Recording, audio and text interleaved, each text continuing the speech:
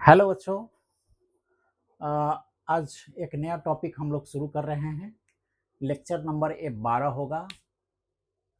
Lecture number 12 ये नया topic है। गॉस लॉ के संबंध में हम लोग चर्चा करेंगे, इसका एप्लीकेशन देखेंगे और आप महसूस करेंगे गॉस लॉ के बाद कि जो भी हमने डेरिवेशन में समय लगाया था इलेक्ट्रिक फील्ड और पोटेंशियल निकालने में, बड़ा ही इजी हो जाता है। गॉस लॉ के एप्लीकेशन के बाद वो काफ़ी इजी हो जाता है। किसी पॉइंट पर ई निकालना, किसी पॉइंट पर भी निकालना। उसके बाद हम लोग प्रॉपर्टीज ऑफ कंडक्टर के बारे में, कंडक्टिंग मटेरियल कंडक्टर एक स्पेशल प्रॉपर्टी रखता है विथ रिस्पेक्ट टू चार्ज, तो इस संबंध में हम लोग चर्चा करेंगे। तो चलिए आइए पहले गॉस लॉ के संबंध में देखें। गॉस लॉ क्या है? हमने पढ़ा था इलेक्ट्रिक फील्ड लाइंस का, जब हम प्रॉपर्टी देख रहे थे तो इलेक्ट्रिक फील्ड का लाइंस के डेंसिटी के प्रोपोर्शनल इलेक्ट्रिक फील्ड होता है। यानी इलेक्ट्रिक फील्ड प्रोपोर्शनल होता है density of electric field line. यानी इलेक्ट्रिक फील्ड लाइन जहां पर यूनिट एरिया ज्यादा होगा वहां ई ज्यादा होगा, और जहां कम होगा वहां ई कम होगा। इसी से रिलेटेड हम देखेंगे कि किसी सरफेस में, कोई सरफेस ए है, कोई सरफेस ए है और इस सरफेस से इलेक्ट्रिक फील्ड लाइंस गुजर रहा है। सपोज दिस वे, इस सरफेस से होके गुजर रहा है।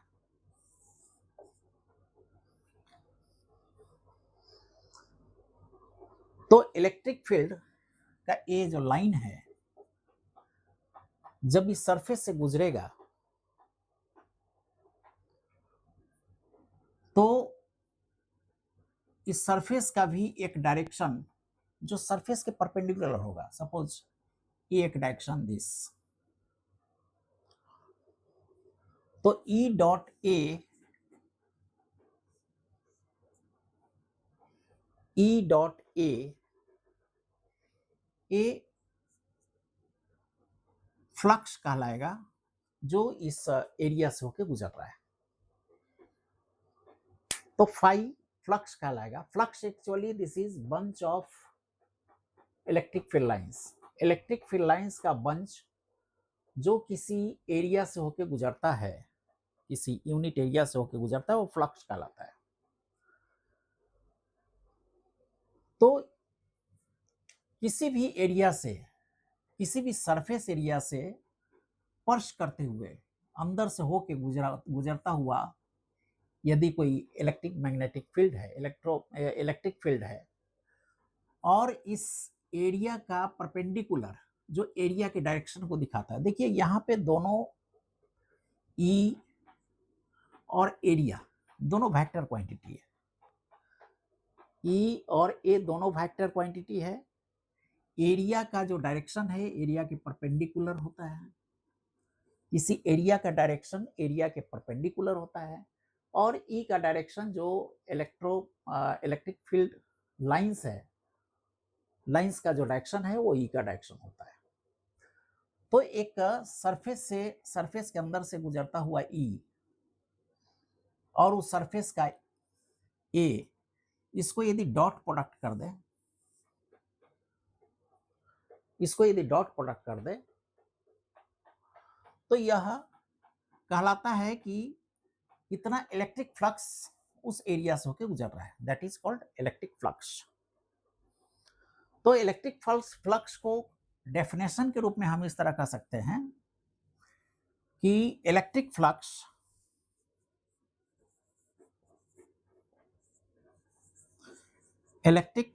इज द मेजरमेंट, यह एक मेजरमेंट है, मेजरमेंट ऑफ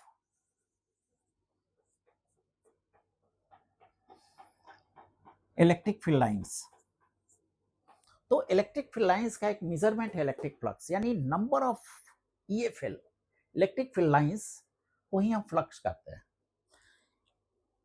और चूंकि इलेक्ट्रिक मैग्नेट ये जो इलेक्ट्रिक फील्ड लाइंस है, इलेक्ट्रिक फील्ड लाइंस का डेंसिटी बी के ई के प्रोपोर्शनल होता है, इलेक्ट्रिक फील्ड के प्रोपोर्शनल होता है। यानी डेंसिटी यदि इसका ज्यादा होगा तो ई ज्यादा होगा, कम होगा तो ई कम होगा। यानी इस एरिया से गुजरता हुआ जो इलेक्ट्रिक फील्ड लाइंस है एक्चुअली ई है, ई के प्रोपोर्शनल है। तो ई डॉट ए इसका टोटल फ्लक्स कहलाता है, टोटल फ्लक्स जो इस एरिया से होकर गुजर रहा है। अब जब इतनी बात समझ में आ गई, इतनी बात जब समझ में आ गई कि किसी सरफेस का एरिया ए है और इस एरिया के अंदर से इस एरिया को पर्स करते हुए, छेदते हुए magnetic lines of force, electric lines of force, electric field lines गुजर रहा है, इलेक्ट्रिक फील्ड लाइंस गुजर रहा है। और यह इलेक्ट्रिक फील्ड लाइन एरिया के साथ यदि थीटा एंगल बनाता है, सपोज थीटा एंगल बनाता है, तो ई डॉट ए यानी ई ए कॉस थीटा, ये total number of electric field lines है जो इससे गुजर रहा है, और इसको हम फ्लक्स कहते हैं, दिस फ्लक्स, जिसको फाई से हम डिनोट करते हैं। अब गॉस लॉ यह कहता है, इतना क्लियर हो गया कि फ्लक्स क्या है। फ्लक्स एक्चुअली सरफेस एरिया से परपेंडिकुलर बनाकर इस सरफेस एरिया से परपेंडिकुलरली गुजरता हुआ number of electric field lines है, वही फ्लक्स कहलाता है, that is E A cos theta. अब गॉस लॉ कहता है, गॉस लॉ की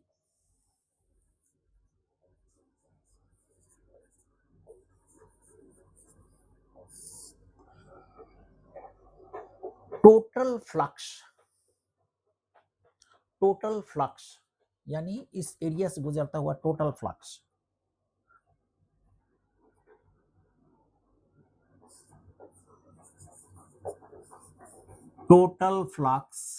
या इलेक्ट्रिक फ्लक्स जिसको कहेंगे, total electric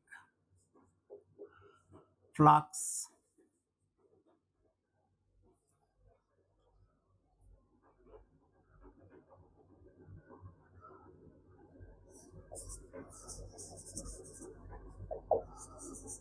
passing outward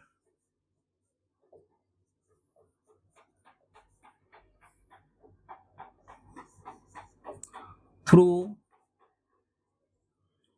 a closed surface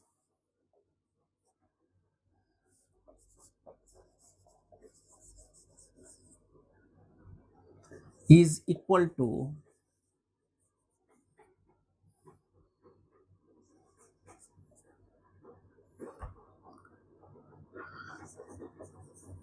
net electric charge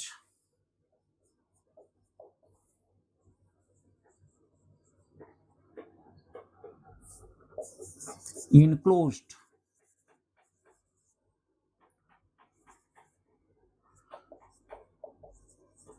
divided by epsilon 0। देखिए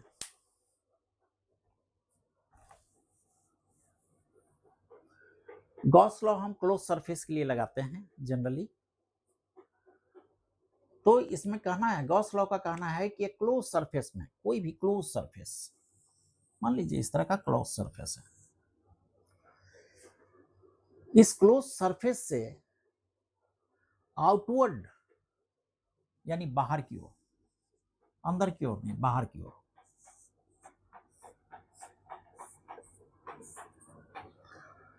आउटवर्ड गुजरता हुआ total electric flux, total net कह सकते हैं इसको, नेट इलेक्ट्रिक फ्लक्स। हो सकता है कि कुछ फ्लक्स अंदर आ रहा हो, कुछ बाहर जा रहा हो, लेकिन नेट फ्लक्स जो बाहर की ओर जा रहा है, total net electric flux passing outward through the closed surface is equal to electric charge. इस क्लोज सरफेस के अंदर जो इलेक्ट्रिक चार्ज होगा, सपोज Q है,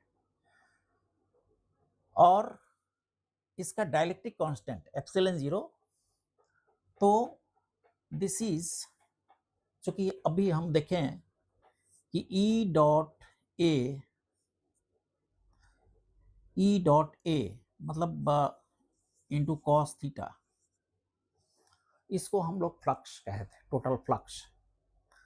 दिस मीन्स यदि हम एक छोटा सा पार्ट ले लें और जिसको ds कहें, तो इसको इंटीग्रल फॉर्म में लिखा जा सकता है, this is E dot ds, ds means छोटा सरफेस एरिया, इंटीग्रेट, पूरे सरफेस पर हम इंटीग्रेट करेंगे, पूरे सरफेस को इंटीग्रेट करेंगे, this is equal to Q by epsilon 0। इसको फिर से समझिए, किसी भी क्लोज्ड सरफेस में, किसी भी क्लोज्ड सरफेस में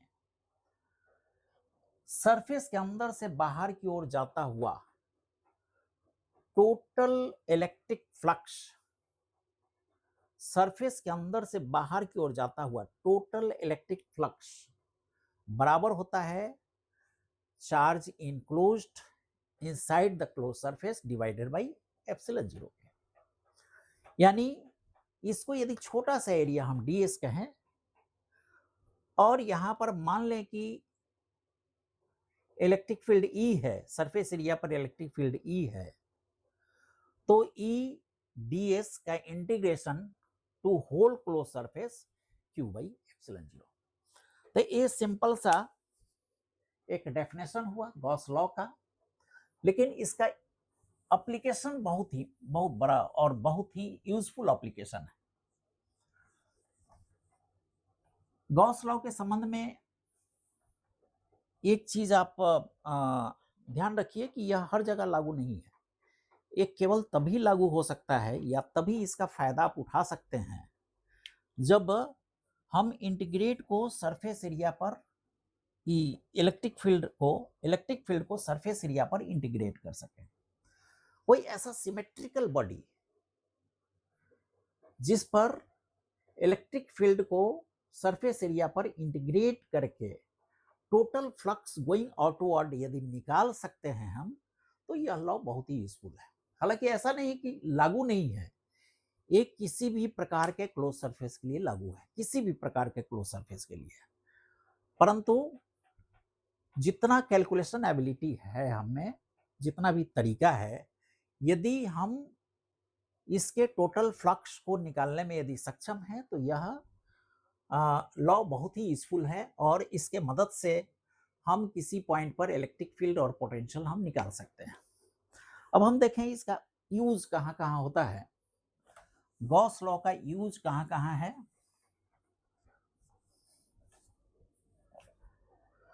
Gauss law E dot ds around the whole surface is equal to Q inside the closed surface, total Q net inside divided by epsilon 0। ये गॉस लॉ है। अब एक पॉइंट चार्ज के कारण, एक पॉइंट चार्ज Q, एक point charge के कारण r डिस्टेंस पर एक पॉइंट P है, और P पर इंटेंसिटी या पोटेंशियल हमें निकालना है, तो हालांकि पहले से भी निकालते आए हैं, तो इसको हम एक स्फीयर मान लें कि r डिस्टेंस ये है, तो r रेडियस का एक स्फीयर हम ड्रॉ कर दें, इस पर r रेडियस का स्फीयर ड्रॉ कर दें। अब इस Q चार्ज के कारण इस स्फीयर के किसी भी बिंदु पर इलेक्ट्रिक फील्ड E होगा, और इसका छोटा सा एरिया ds हम मान लें, तो this is E dot D S को इंटीग्रेट करें होल सरफेस। दिस इज यदि अंदर क्यू चार्ज हो तो क्यू बाई एप्सिलॉन जीरो, यदि गॉस लॉ इस पर लगाते हैं। अब देखें एक स्फीयर में, स्फीयर के सरफेस का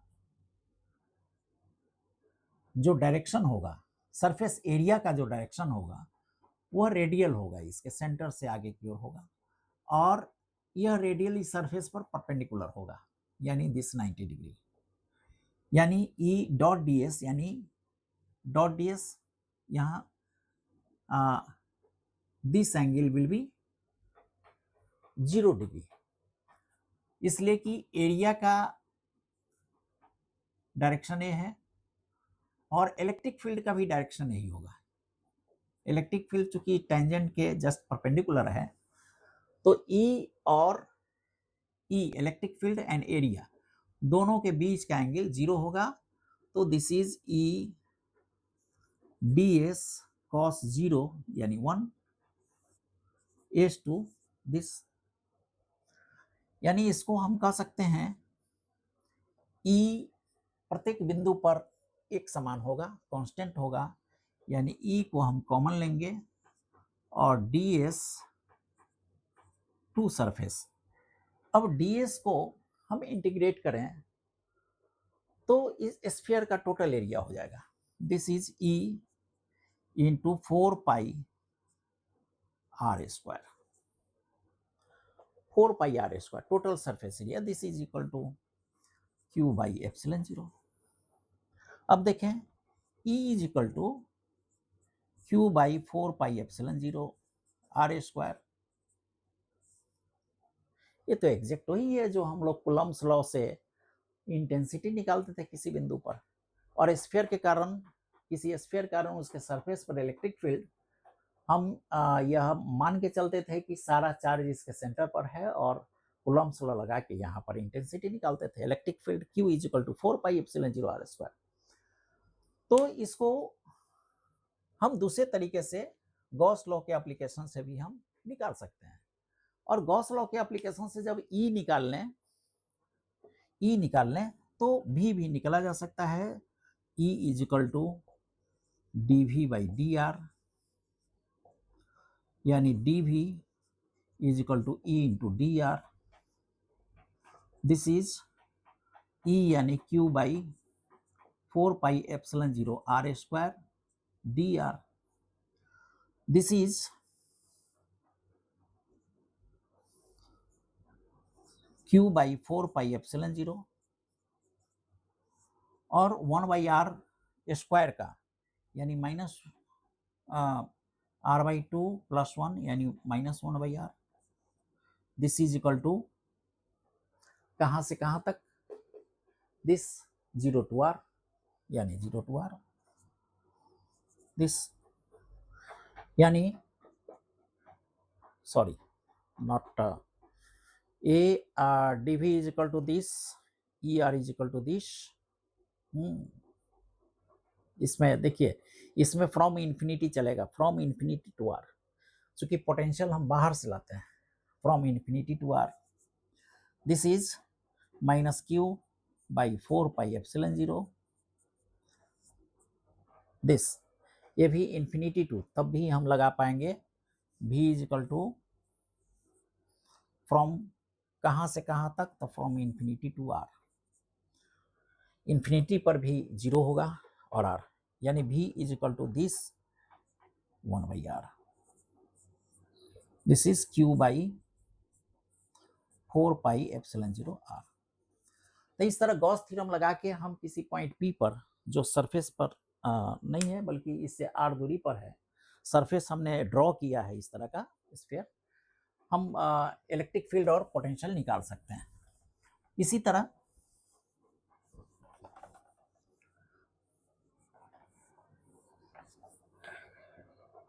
तरह एक लीनियर चार्ज, मान लें कि ये इनफाइनाइट लेंथ का एक लीनियर चार्ज है, लीनियर चार्ज डेंसिटी जिसका लैम्डा है, और मान लीजिए कि हम एक इमेजिनरी इस तरह का सिलेंडर ड्रॉ किए हैं इस पर, जिसका ब्रेथ है L सपोज, और इसका एरिया A है, और इस पर चार्ज है, यानी total charge Q is equal to हो जाएगा L इंटू लैम्डा। अब एक क्लोज सरफेस है, इसके अंदर enclosed charge Q is equal to L lambda है। अब मान लीजिए कि यहां पर इलेक्ट्रिक फील्ड इंटेंसिटी E है, दिस E। अब इनफाइनाइट लेंथ के कंडक्टिंग वायर में जो चार्ज्ड वायर है, इसके कारण इसके पैरेलल E हमेशा 0 होता है, केवल इसके परपेंडिकुलर होगा। अतः इस तरफ E 0 होगा, केवल E इधर होगा, E इधर होगा, यानी टोटल सरफेस से आउटवर्ड यदि हम निकालें E इंटू ds, इस तरह सरफेस का, होल सरफेस का यदि निकालें, तो this will be A into E, A into E और A इंटू E, यानी टोटल फ्लक्स इतना ही होगा, क्योंकि इधर का फ्लक्स 0 होगा। This is equal to charge enclosed, यानी A लैम्डा बाई एप्सिलॉन 0। तो this is A is equal to 2 A lambda by epsilon 0, और A दिस, देखिए यदि L लंबाई है तो इसका लंबाई L/2 होगा, यदि L यहाँ का लंबाई है, यहाँ का लंबाई, तो दिस L/2 होगा।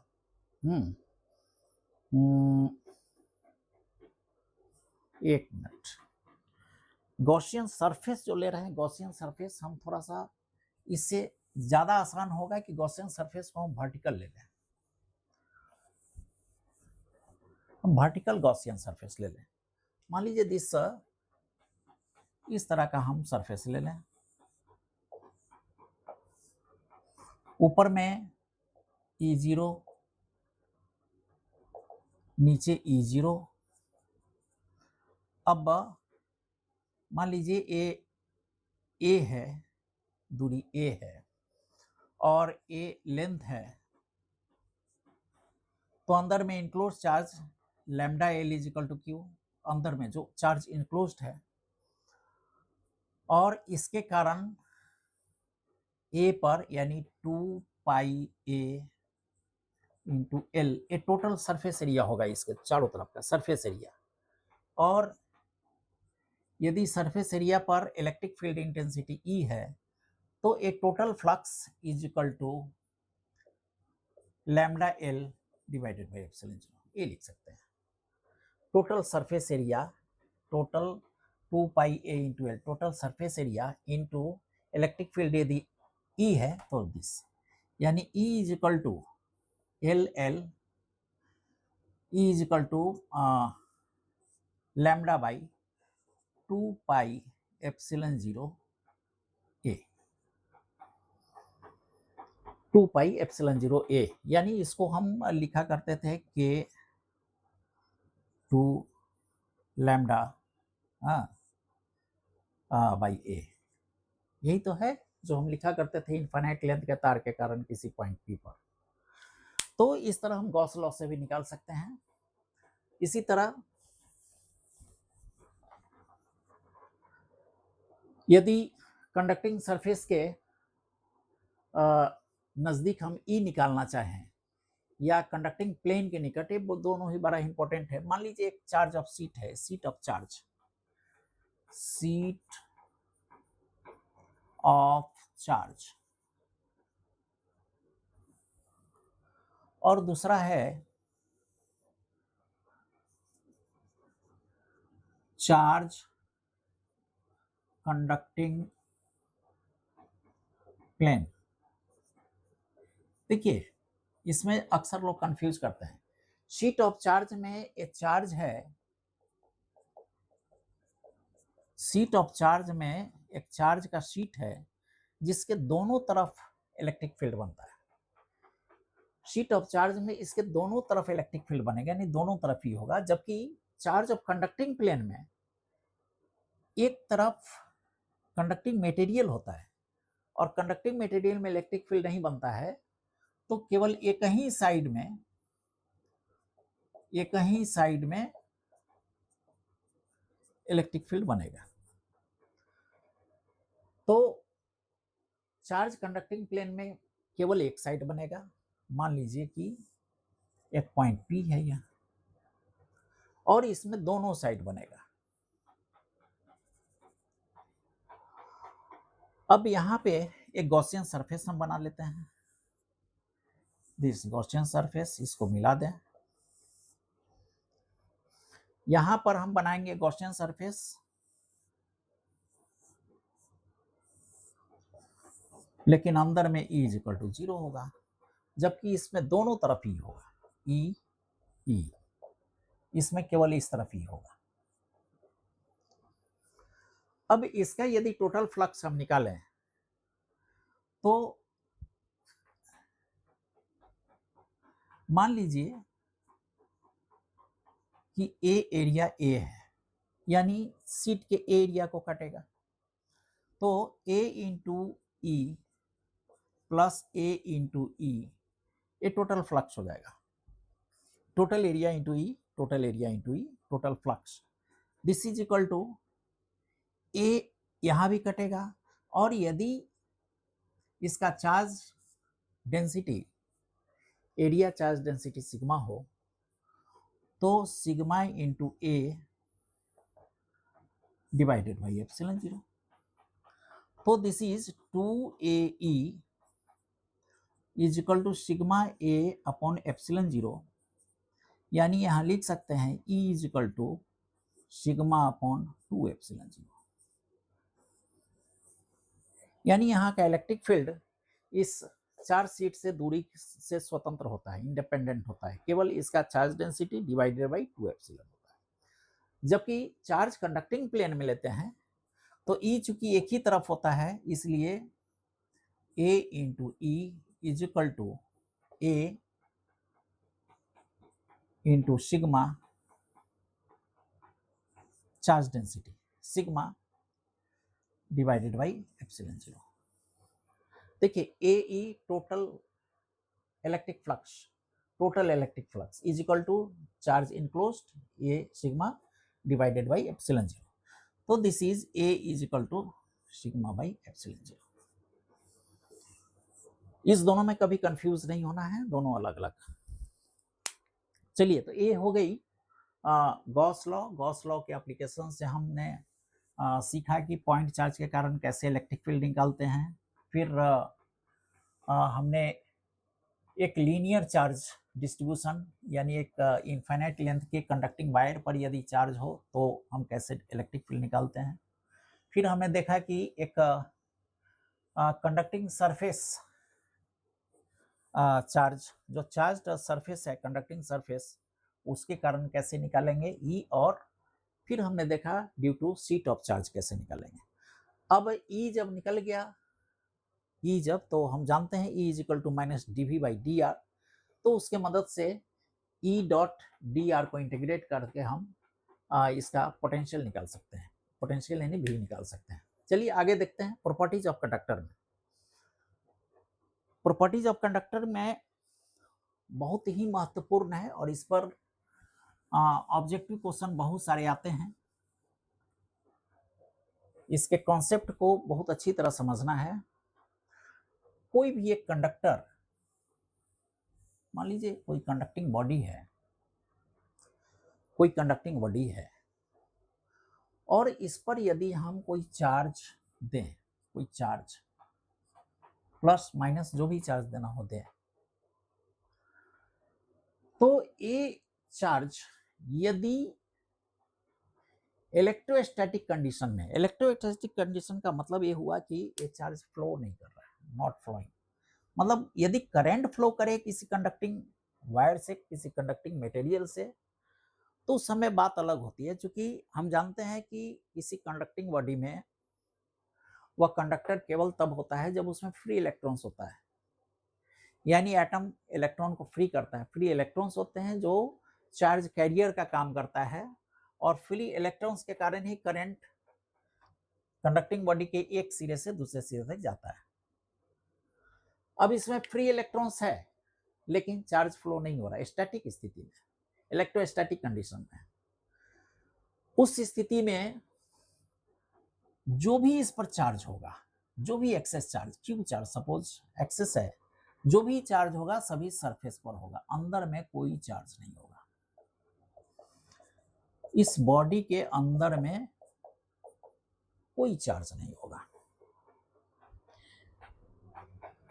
क्लियर है? क्यू चार्ज ये पूरा स्प्रेड कर जाएगा और इसके सरफेस पर होगा, और इसके सरफेस पर चार्ज आ जाने के कारण, इसका टोटल चार्ज सरफेस पर आ जाने के कारण इस कंडक्टिंग बॉडी के अंदर में किसी भी बिंदु पर, चाहे यहां किसी भी बिंदु पर E = 0 होगा और V कांस्टेंट होगा। E = 0 होगा और V कांस्टेंट होगा। तो दो चीज हम देखें कि इस पर चार्ज रखें तो सारा चार्ज सरफेस पर रहेगा, और इस कंडक्टिंग बॉडी के अंदर में जब चार्ज बॉडी है, चार्ज कंडक्टिंग बॉडी है, तो इसके अंदर में इलेक्ट्रिक फील्ड E 0 होगा और V कांस्टेंट होगा at any point inside the conducting material, inside the conducting body in electrostatic condition. ये बहुत जरूरी है, अंडर इलेक्ट्रोस्टैटिक कंडीशन।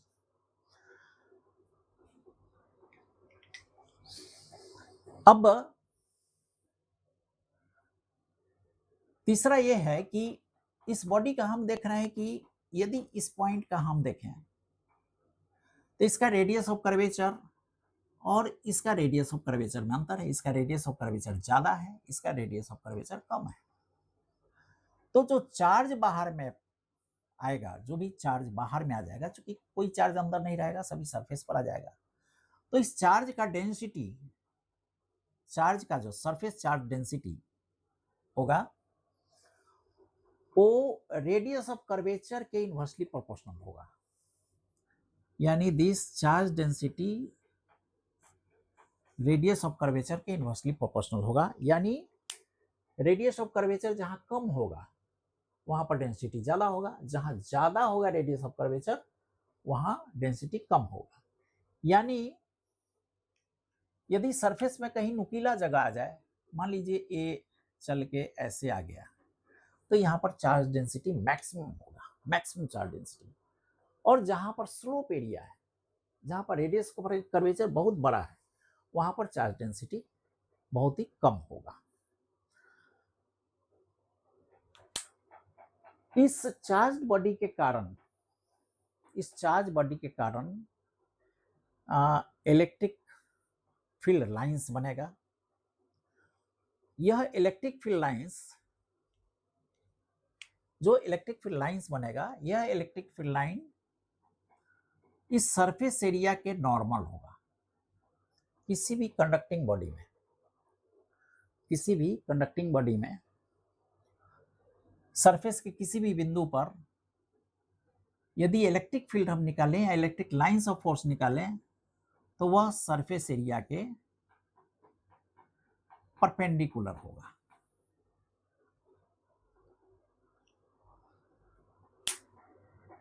अब देखिए, हमने 5 चीज देखा इसमें। पहला ये देखा कि इसके अंदर कोई चार्ज नहीं रहेगा, चार्ज जो भी रहेगा सरफेस पर रहेगा, कंडक्टिंग इन इलेक्ट्रोस्टैटिक कंडीशन में कंडक्टिंग बॉडी का। दूसरा हमने देखा कि इसके अंदर किसी भी पॉइंट पर इलेक्ट्रिक फील्ड 0 होगा। तीसरा हमने देखा इसके अंदर किसी भी बिंदु पर पोटेंशियल कांस्टेंट होगा। चौथा हमने देखा कि इसके सरफेस पे किसी भी बिंदु पर चार्ज डेंसिटी रो इसके रेडियस ऑफ कर्वेचर के इनवर्सली प्रोपोर्शनल होगा। यानी जहां पर नोक होगा वहां डेंसिटी ज्यादा होगा, जहां स्लोप होगा यानी रेडियस ऑफ कर्वेचर बड़ा होगा वहां पर डेंसिटी कम होगा। और पांचवा हमने देखा कि सरफेस पर इलेक्ट्रिक फील्ड इंटेंसिटी सरफेस के परपेंडिकुलर होगा। अब देखिए सब में क्या क्या यहाँ पे जो भी चार्ज है वो सब बाहर चला गया, मतलब सरफेस पर आ गया। यदि अंदर चार्ज रहता तो एक दूसरे को रिपेल करता। अंदर यदि चार्ज रहता, कोई दो इलेक्ट्रॉन रहता, दो पॉजिट्रॉन रहता, तो एक दूसरे को रिपेल करता। अब चूंकि एक कंडक्टर है, यानी ये मूव करेगा, ये रिपल्शन फोर्स के कारण मूव करेगा, और मूव करते करते तब तक चलेगा जब तक कि सरफेस पर ना पहुंच जाए। यानी स्टैटिक कंडीशन, इलेक्ट्रोस्टैटिक कंडीशन केवल तभी आएगा जब ये चार्ज सरफेस पर पहुंच जाएगा, नहीं तो इलेक्ट्रोस्टैटिक कंडीशन नहीं रहेगा, ये चार्ज मूव करते रहेगा अंदर में। और जब चार्ज मूव करने के कारण चला गया ऊपर, जब ऊपर चला गया, यानी कोई भी चार्ज यदि अंदर नहीं है, सारे चार्ज ऊपर हैं, तो गॉसियन सरफेस चाहे जहां भी बना दें, इसमें charge Q is equal to zero, Q is equal to zero यानी E इजिकल टू जीरो, यानी किसी भी बिंदु पर E जीरो है। और चूंकि हम जानते हैं E is equal to minus dV by dr, यानी E यदि जीरो है तभी कांस्टेंट। क्लियर है? गॉसियन सरफेस, चूंकि सरफेस के अंदर कोई चार्ज नहीं है, इसलिए E इजिकल टू जीरो, और E जीरो है तो E is equal to dV by dr यानी भी कांस्टेंट होगा। दूसरी बात, यदि मान लें कि E इसके परपेंडिकुलर ना होके कुछ एंगल बना रहा है, सपोज एंगल बना रहा है, इसका मतलब इसका कंपोनेंट होगा इस तरफ, E का कंपोनेंट E cos थीटा होगा, यदि थीटा एंगल बन रहा है तो E cos थीटा यदि कंपोनेंट होगा तो यहाँ का चार्ज स्थिर नहीं रह पाएगा, E की ओर भागेगा, फिर तो इलेक्ट्रोस्टैटिक कंडीशन लागू नहीं हुआ, चार्ज मूव कर रहा है तो। यानी इलेक्ट्रोस्टैटिक कंडीशन केवल तभी होगा जब E इसके परपेंडिकुलर होगा। तो ये इंपॉर्टेंट प्रॉपर्टीज है जिस पर बहुत सारे क्वेश्चन आते हैं। फिर से मैं रिपीट कर देता हूं इसको। कंडक्टिंग बॉडी के अंदर कोई भी चार्ज नहीं होगा, सभी इसके सरफेस पर होगा। कंडक्टिंग बॉडी के अंदर किसी भी बिंदु पर E जीरो होगा और V कांस्टेंट होगा। चौथा, कंडक्टिंग बॉडी के इस कंडक्टिंग सरफेस में जो चार्ज डेंसिटी है रो, ये प्रोपोर्शनल होगा 1/r के। और पांचवा, इस कंडक्टिंग सरफेस पर इलेक्ट्रिक फील्ड इंटेंसिटी हमेशा सरफेस के परपेंडिकुलर होगा। चलिए, ये मुख्य बातें थी, और क्वेश्चन के माध्यम से इसका कॉन्सेप्ट मैं क्लियर करवाऊंगा। लेकिन इसके आगे चलते हैं। एक चार्ज्ड कंडक्टिंग सॉलिड स्फीयर के कारण ये चार्ज्ड स्फीयर है, सपोज Q चार्ज, और ये सॉलिड स्फीयर है, ये सेंटर सपोज R है। एक इसी तरह का और ले लें, लेकिन यह सेल है, not solid sphere, this is shell. इसका भी रेडियस R है, और सपोज इस पर भी चार्ज Q चार्ज। तो सेल पर तो ऑलरेडी चूंकि अंदर में मटेरियल नहीं है तो इसका टोटल चार्ज सरफेस पर ही होगा। लेकिन सॉलिड कंडक्टिंग में यह यदि कंडक्टिंग मटेरियल का है, सॉलिड बना हुआ, तो जो चार्ज रहेगा वो सरफेस पर ही होगा, जैसा कि हमने पहले देखा था। प्रॉपर्टीज ऑफ कंडक्टिंग मटेरियल में जो भी चार्ज होगा वो सरफेस पर होगा, यानी अंदर में कोई चार्ज नहीं होगा। अब देखिए, इस सॉलिड स्फीयर के लिए, सॉलिड ये शेल है, ये सॉलिड स्फीयर है। सॉलिड स्फीयर के लिए अंदर के किसी बिंदु पर P पर, इस सॉलिड स्फीयर के अंदर के किसी बिंदु पर यदि हम इलेक्ट्रिक फील्ड निकालना चाहें तो एक गॉसियन सरफेस बनाएंगे। इस गॉसियन सरफेस के अंदर में कोई चार्ज नहीं होगा, क्योंकि टोटल चार्ज इसके सरफेस पर होता है, कोई चार्ज नहीं होगा, यानी E इक्वल टू 0 हो जाएगा। यानी ऐसे हम जानते हैं E ds is equal to Q by epsilon 0, Q तो 0, क्यू 0 हो जाएगा, यानी E 0 हो जाएगा। तो इसके अंदर में यदि P हो तो P पर E 0 होगा। यदि सरफेस पर आ जाए, सरफेस पर आ जाए तो सरफेस के ठीक जस्ट सटा हुआ एक गॉसियन सरफेस यदि बनाते हैं तो total charge enclosed Q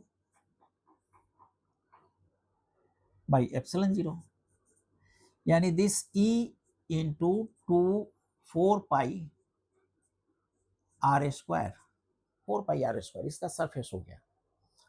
this is Q by epsilon 0 square, तो E is equal to Q by 4 pi epsilon 0 R square, यानी सरफेस पर E at surface, E at inner point लिख दीजिए इसको, E at inner point 0, E at surface Q is equal to 4 pi epsilon 0 R square.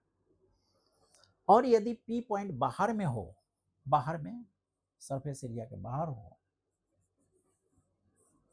और इसका दूरी R हो, तो यहाँ पर गॉसियन सरफेस बनाएंगे, यानी टोटल इनक्लोज्ड Q ही होगा, और इसका E आउटर बाहर में E is equal to Q by 4 pi epsilon 0 R square होगा। क्लियर है? R बाहर में है, ये सरफेस पर है, ये सरफेस के अंदर है। यहां पर देखें इसी तरह, यदि अंदर में चार्ज है तो EI इज इक्वल टू 0, चूंकि अंदर में कोई चार्ज नहीं है। इसी तरह सरफेस पर यदि है, सरफेस पर तो E on surface is equal to Q charge वही इंक्लोज रहेगा, यानी जस्ट इसी के बराबर होगा, Q by 4 pi epsilon 0 R square at the surface. और सरफेस के बाहर यदि होगा दिस EO, तो this will be Q by 4 pi epsilon 0 R square होगा। यानी इलेक्ट्रिक फील्ड इंटेंसिटी इसके अंदर दोनों में 0, इसके सरफेस पर दोनों में एक समान, और इसके बाहर में दोनों में बिल्कुल बराबर। इसका मतलब कि चाहे शेल हो या कंडक्टिंग सॉलिड स्फीयर हो, दोनों में चार्ज ऊपर ही होता है, अंदर में कुछ नहीं होता है। अब यदि हम इसको इंटीग्रेट कर दें ES इंटू DR, तो हम पोटेंशियल ले सकते हैं। पोटेंशियल यहाँ पे क्या होगा, इनसाइड क्या होगा, दिस क्या होगा, दिस क्या होगा। पोटेंशियल निकालने में एक चीज हमेशा याद रखिए कि इस केस में जितना सरफेस पर पोटेंशियल होगा वही पोटेंशियल अंदर होगा। यानी इसको यदि इंटीग्रेट हम करते हैं तो इसका potential at surface will be Q 4 pi epsilon 0 R, और ठीक यही पोटेंशियल इंटरनल भी होगा VI पर, यानी Q by 4 pi epsilon 0 R। और बाहर में पोटेंशियल इंटीग्रेट करेंगे VO, this is Q by 4 pi epsilon 0 small r। यहां भी एग्जैक्ट वही होगा, अंदर में पोटेंशियल A VS के बराबर होगा, जो सरफेस पर पोटेंशियल हो वही होगा, और सरफेस पर पोटेंशियल एग्जैक्ट ही होगा जो सरफेस का पोटेंशियल है, और बाहर का पोटेंशियल है। तो दोनों में हम तीनों बिंदु पर इस तरह से हम निकाल सकते हैं। अब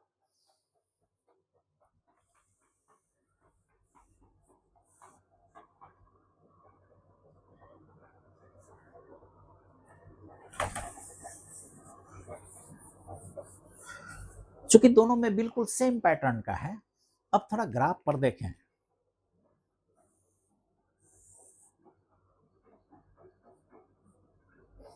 मान लें हम इलेक्ट्रिक फील्ड और ए दूरी के बीच ग्राफ निकालते हैं।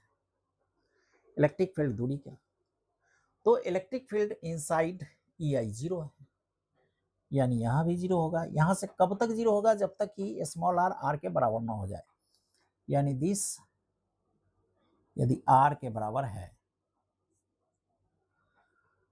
तो r तक E का वैल्यू 0 होगा। और जैसे ही r पर पहुंच गया, r पर जैसे ही पहुंचा, E का वैल्यू Q/दिस हो जाएगा, यानी दिस ES का वैल्यू r पर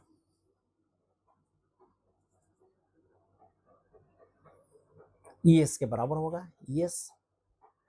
और जब r से बाहर जाएगा तो इसका वैल्यू इस तरह से होता है, यानी r² के इनवर्सली प्रोपोर्शनल, यानी दिस, यानी ग्राफ इसका होगा 0 से यहाँ तक दिस वे, फिर अचानक डिसरप्ट होकर ग्राफ ऊपर चला गया और यहाँ से ऐसे दिस वे ग्राफ। इसी तरह पोटेंशियल का यदि निकालें, पोटेंशियल तो दिस V r डिस्टेंस और फिर इसके आगे r स्मॉल r। अब पोटेंशियल में कांस्टेंट होता है पूरे में, यानी 0 से लेकर r तक पोटेंशियल कांस्टेंट होगा। और इसके बाहर V = Q/4πε0r, यानी 1/r का के प्रोपोर्शनल होता है, यानी दिस। तो ये ग्राफ हो गया दिस वे, ये x = 0 पर भी। तो ये सॉलिड कंडक्टिंग स्फीयर और शेल के लिए हम लोग पोटेंशियल और इलेक्ट्रिक फील्ड इंटेंसिटी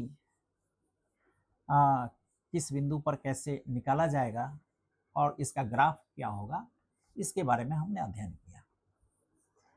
अब इसी तरह चलते हैं, यदि यह बॉडी कंडक्टिंग ना हो के नॉन कंडक्टिंग हो और उस बॉडी पर इक्वली चार्ज डिस्ट्रीब्यूटेड हो, उसी को हमने कह दिया स्फीयर ऑफ चार्ज। मान लीजिए कि एक स्फीयर है, एक इस तरह का स्फीयर है और ये नॉन कंडक्टिंग है। नॉन कंडक्टिंग है यानी जो भी चार्ज होगा, मान ले इक्वली डिस्ट्रीब्यूटेड है चार्ज, पूरे में चार्ज इक्वली डिस्ट्रीब्यूटेड है।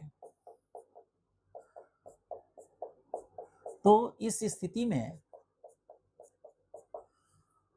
मान लेते हैं कि इस चार्ज का वॉल्यूम डेंसिटी रो है, यानी 1 घन सेंटीमीटर या मीटर में यानी यूनिट वॉल्यूम में रो चार्ज है, चार्ज डेंसिटी रो है। अब इस स्थिति में सपोज दिस इज सेंटर, इस स्थिति में इसके अंदर के किसी पॉइंट P पर, अंदर के किसी पॉइंट P पर EI और VI निकालेंगे। सरफेस पर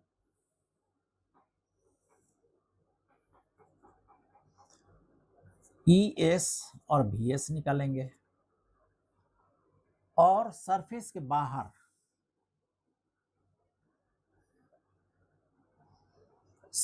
बाहर EO और VO निकालेंगे।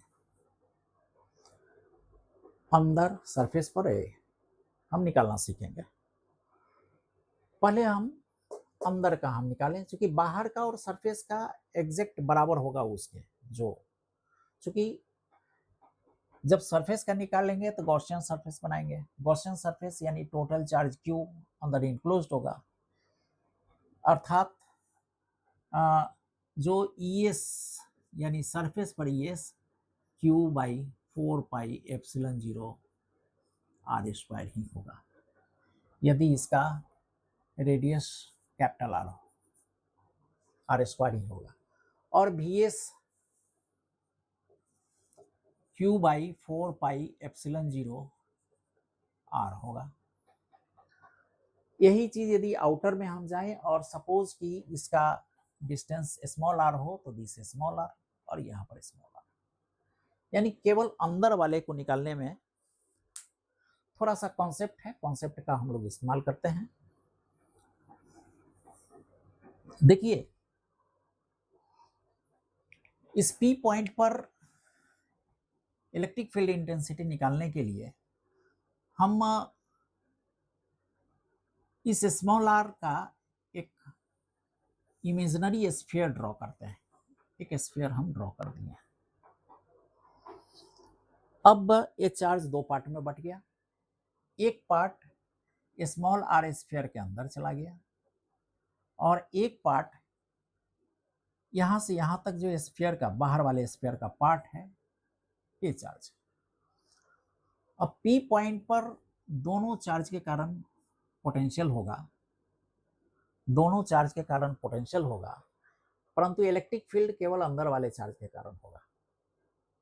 ऐसा इसलिए हम कह रहे हैं कि जब इलेक्ट्रिक फील्ड निकालेंगे तो यह सरफेस गॉसियन सरफेस हो जाएगा, यानी इसके अंदर चार्ज इनक्लोज्ड होगा, केवल उसी के कारण EI बनेगा, बाहर के चार्ज का कोई इफेक्ट नहीं पड़ेगा। तो एक गॉसियन सरफेस यदि हम बनाते हैं इस तरह का, तो दिस EI DS ये गॉसियन सरफेस बना दिए। दिस इज इक्वल टू अंदर में 4/3 पाई आर क्यू, ये इसका ये हो गया वॉल्यूम। और चार्ज डेंसिटी यदि रो है, चार्ज डेंसिटी रो है, तो दिस अपॉन एप्सिलॉन 0। क्लियर है?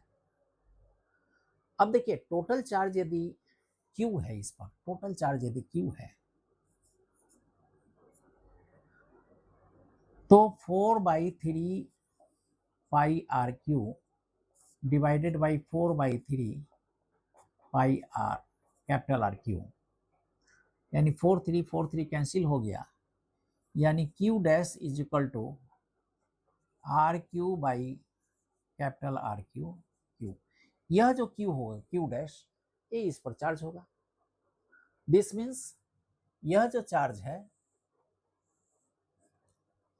ये Q डैश के बराबर होगा, यानी इसको हम लिख सकते हैं अंदर का charge Q dash by epsilon 0। अब EI इंटू इसका surface area, surface area 4 pi R square, 4 pi R square is equal to Q dash by epsilon 0। This is EI is equal to Q dash 4 pi epsilon 0 R square,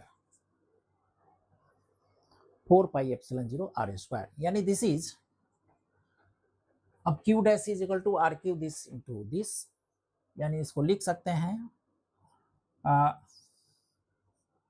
R Q by 4 pi epsilon 0 R square R Q into Q. This is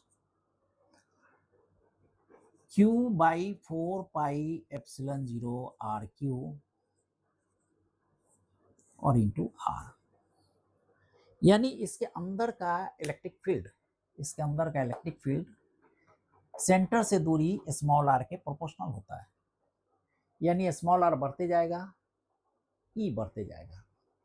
इसका मतलब हुआ कि यदि हम centre की बात करें, इस स्फीयर की सेंटर की बात करें, तो E at centre at x r is equal to 0, ये 0 हो जाएगा।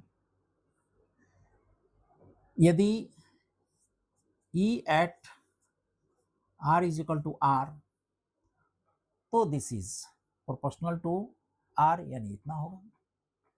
और ये बढ़ते बढ़ते यदि सरफेस पर आ जाए तो दिस इंटू r हो जाएगा। क्लियर है? अब देखिए इसका ग्राफ पर यदि हम ग्राफ बनाएं, इसे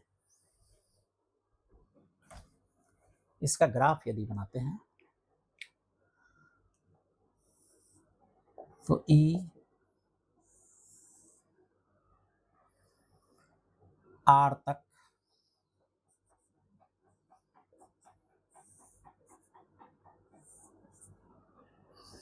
देखिए जीरो से शुरू हुआ, E small R is equal to zero, तो ई जीरो होगा, जीरो से शुरू हुआ और आर तक गया, सपोज दिस आर, और इसका है सरफेस ई एस दिस, तो यहां तक ग्राफ इस तरह चलेगा, और इसके आगे सरफेस के आगे जब बढ़ेंगे, सरफेस के आगे जब बढ़ेंगे तो स्मॉल आर, यहां पर स्मॉल आर यानी दिस, यानी इसको हटा दें, अब इसकी आवश्यकता नहीं है,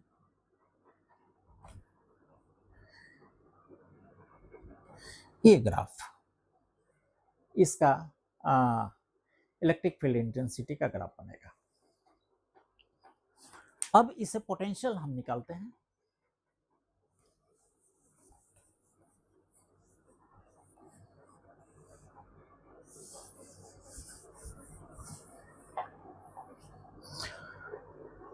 देखिए E I is equal to this, अब हम जानते हैं V is equal to minus E dot D are,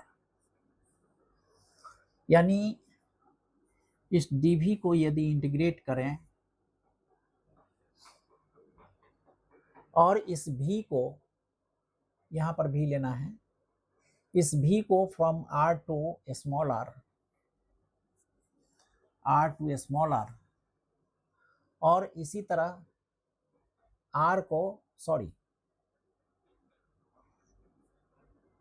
vr to vr, और r को from capital R to small r यदि इंटीग्रेट करें तो यहां पर v का वैल्यू निकाला जा सकता है। तो this is vr minus vr is equal to, इसको इंटीग्रेट करते हैं e is equal to this, यानी this is minus q 4 pi epsilon 0, q by 4 pi epsilon 0, इसको कांस्टेंट ले सकते हैं, आर क्यू को कांस्टेंट ले सकते हैं, दिस आर क्यू। अब अंदर में बच गया स्मॉल आर केबल, तो small R into D R, this is small R into D R from capital R to small R, this is minus Q divided by 4 pi epsilon 0 R Q, और इसको R square by 2, R square by 2 small R to capital R, यानी इसको अब लिख सकते हैं this is V R is equal to, देखिए A R distance पर वी आर है, यानी ये वी एस है, एक्चुअली वी आर जो है ये एक्चुअली वी एस है, वी एस दिस, यानी इसको लिख सकते हैं यदि इस तरह ले जाए तो Q by 4 pi epsilon 0 R minus Q by 4 pi epsilon 0 R Q, और this R square by 2 minus capital R square by 2, इस तरह लिख सकते हैं। अब देखें Q बाई, इसको यदि हम कॉमन ले लें, this is Q by 4 pi epsilon 0 R को कॉमन ले लें तो अंदर में हो जाएगा 1 माइनस इसमें से कॉमन, यानी केवल आर स्क्वायर बचेगा नीचे, और आर स्क्वायर यानी यहाँ पर यदि करेंगे तो small R square divided by 2r square, ठीक है। और ए इसके साथ यदि मल्टीप्लाई होगा तो प्लस, यहां पर r केवल नीचे r बचेगा और ये हाफ, तो half r,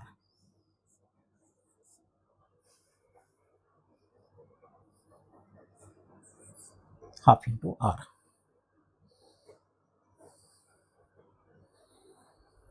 okay,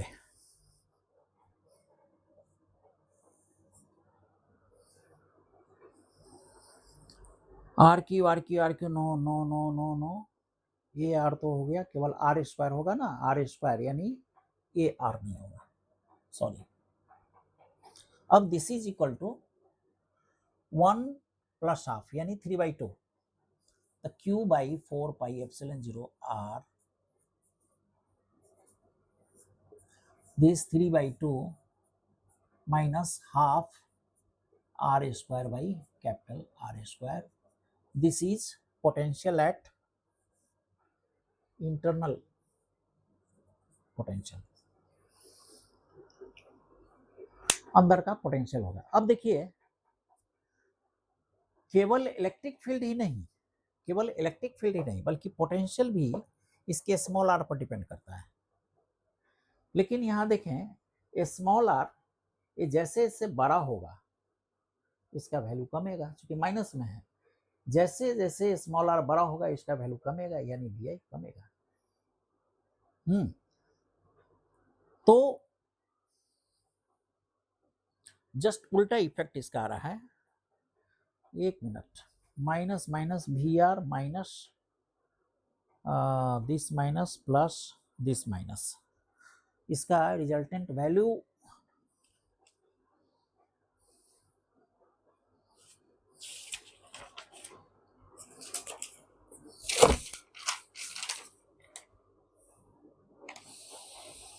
are square half this 3/2।